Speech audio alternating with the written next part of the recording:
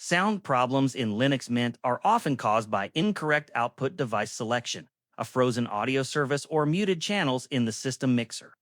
This tutorial outlines 3 methods to diagnose and resolve no-sound issues. Step 1. Check the output device. Open Sound Settings from the main menu.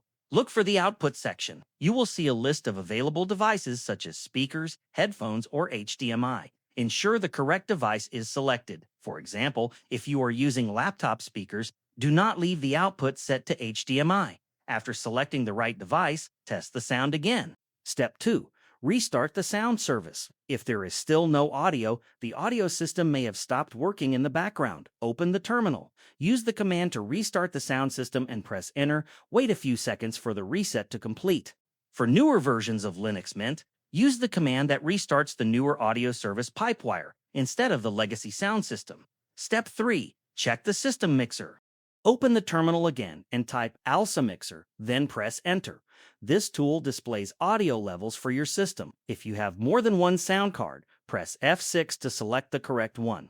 Look at the columns. If you see at the bottom of a column, that channel is muted. Select that column using the arrow keys and press M to unmute it. Use the up arrow key to increase the volume.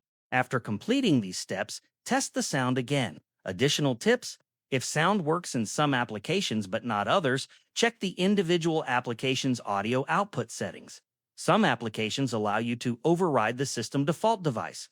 Also ensure that your user account has permission to access audio devices, which is typically granted by being a member of the audio group.